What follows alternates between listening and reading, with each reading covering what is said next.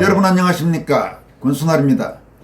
오늘은 먼저 국무총리와 법무장관 제1야당 대표를 지낸 황교안 부방대 대표가 선관위를 나라 갉아먹는 도둑대로 표현하면서 선관위는 해체가 답이라고 강도 높게 질타한 내용을 살펴보겠습니다. 이어서 일본에서 발행되는 통일일보에 주목할 만한 사설, 대법원과 헌법재판소는 역사의 법정에 세워질 것이다 라는 제목의 사설을 소개해드리도록 하겠습니다.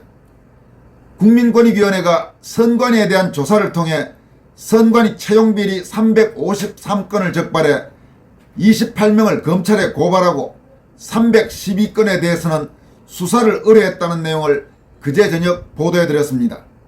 이와 관련해 황교안 대표가 입장문을 냈습니다.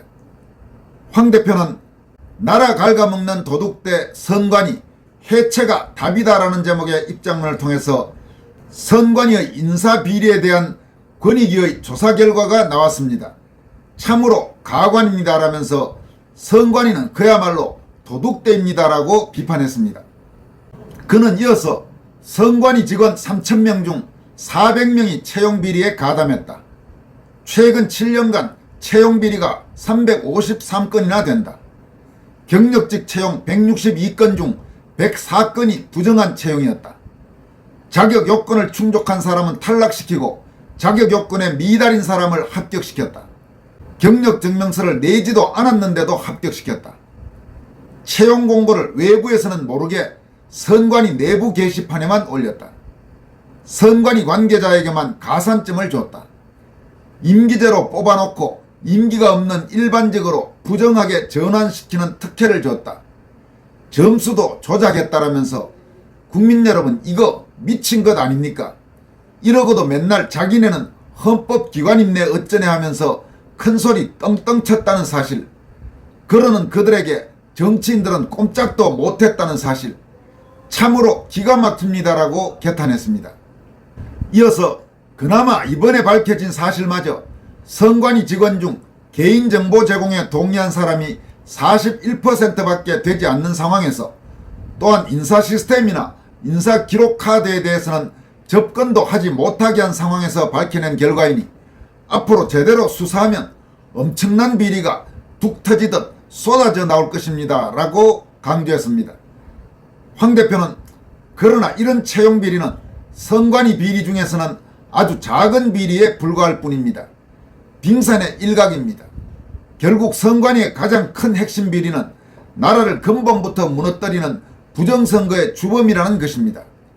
아직도 정계, 언론, 수사기관에서 이를 제대로 다루지 않고 있다는 사실에 저는 창자가 끊어지고 피를 토하는 심정입니다. 어떻게 이럴 수가 있는지라고 개탄했습니다. 황교안 대표는 그러나 반드시 정의가 이깁니다. 반드시 정의가 이기고 말고요라면서 저는 그 길을 끝까지 지치지 않고 걸어갈 것입니다. 여러분도 그 길을 함께 해주실 것을 믿습니다 라고 입장문을 마무리했습니다. 다음으로 살펴볼 소식은 일본에서 발행되는 통일일보, 일본어 발음으로 토이치 니포가 최근 대법원과 헌법재판소는 역사의 법정에 세워질 것이다 라는 제목의 사설을 내보냈습니다. 통일일보는 4.15 총선 파주월 선거 무효소송 등에 대한 얼마 전 선고 공판 기각 결정과 관련해서 이 사설을 썼습니다. 통일일보는 이번 사설에서 박근혜 대통령을 위헌 사기 탄핵한 세력이 선관위와 대법원, 헌법재판소와 공모해 또 자유민주 헌법체제를 탄핵했다라고 시작했습니다. 사설은 이어서 대법원 특별사무부 이형구, 안철상, 오석준 대법관은 8월 31일 파주월 선거 무효소송과 다른 소송까지 5건을 일괄 기각했다. 사라진 투표지, 즉 투표록에 기재된 약 21장의 투표지가 재검표 때 나타나지 않고 재검표 투표지가 위조 투표지로 보여 수사가 진행 중인 사안에 대한 언급과 판단도 일절 없었다라고 밝혔습니다. 지금 이 부분은 바로 어제 여러분들에게 소개해드렸던 도태우 변호사의 지적, 도태우 변호사가 파주월 선거무효소송 판결문을 분석한 뒤 밝힌 내용과 동일한 그런 문제의식이라고 할 수 있습니다. 통일일보 사설은 이어서 이 기각 전 헌법재판소는 파주월 선거무효소송 선고 기일 지정, 즉 8월 29일에 효력 정지를 요구하는 가처분 신청을 각하했다. 이 사안은 3년 4개월 정도 이어진 소송 과정을 조금 보는 것만으로도 중대한 의미를 지닌 사건임을 알 수 있다면서 헌법재판소는 단심으로 최종심인 대법원의 정상적인 재판 진행이 아닌 폭주를 제도적으로 멈출 수 있는 유일한 권한을 가지고 있었지만 이 사건에 대해 최소한의 신중함도 망설임도 없이 형식적인 판결을 내렸다. 불법으로 재판을 진행한 대법원과 쌍둥이 같은 존재임을 확인한 것이다라면서 헌법재판소는 문제가 있다고 호소한 부분에 대해 신청인 즉 원고에게 성명을 요구하고 보정을 명하고 다시 한번 서면으로 설명과 주장을 듣는 조치조차 취하지 않았다고 헌법재판소를 비판했습니다. 사설은 또 한국 사회의 혼란과 퇴보의 대부분은 사법부 때문이다. 법원의 독립, 재판관의 독립, 재판의 독립을 강조하면서 상응하는 법원의 책임, 재판관의 책임, 재판의 책임에 대한 반성이나 제도는 정비되지 않았다면서 아무런 책임도 지지 않고 멋대로 판결한다. 사법부가 부정선거를 기획, 실행해 그 진상규명을 방해, 부정선거 문제 제기를 봉쇄하고 있는 거대한 어둠의 카르텔의 공범으로 전락했다라고 대한민국 사법부를 질타했습니다. 이어서 QR코드를 사용한 사전투표는 비밀투표 원칙을 위반했기 때문에 위헌으로 폐지해야 한다면서 애국 시민들은 2022년 11월 22일 헌법재판소에 소청을 제출, 헌재는 이를 수리해 사건 번호를 부여해 심리가 진행 중이다면서 하지만 무슨 일인지 아직 판결을 내리지 않는다. 수사를 하면 곧바로 판명되는 사건을 대법원처럼 묵살하고 있다라고 지적했습니다. 통일일보 사설은 또 김명수 대법원의 대법관들은 재판의 증거물을 위조, 변조까지 해서 판결을 강행해서 선거 무효소송을 모두 기각했다.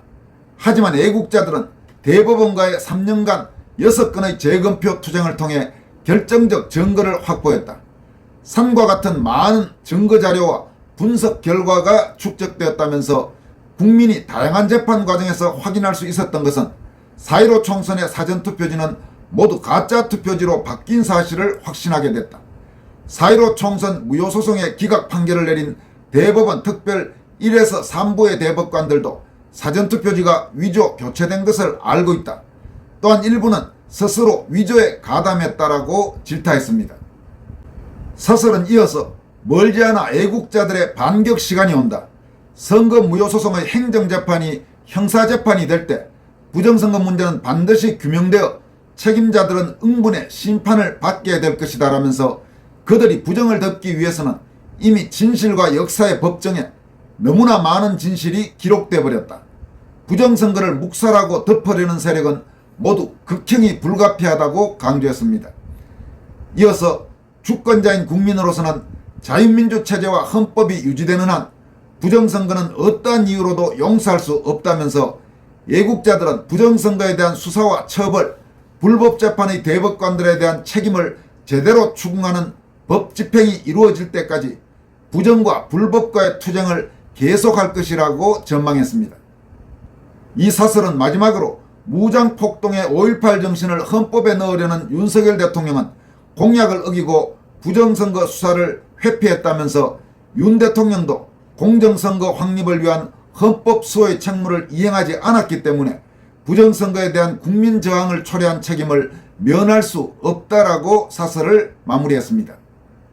지금까지 여러분들에게 황교안 부방대 대표의 나라 갉아먹는 도둑대, 선관위는 해체가 답이다라는 강도 높은 제목의 입장문과 일본에서 발행되는 통일일보 사설, 대법원과 헌법재판소는 역사의 법정에 서게 될 것이다, 이런 제목의 사설을 소개해드렸습니다. 황 대표의 선관위 비판, 또 통일일보의 대법원 및 헌법재판소에 대한 비판 모두 한번 곰곰이 우리가 곱씹어 봐야 할 그런 내용이라고 생각됩니다. 여기까지 하겠습니다. 여러분 고맙습니다.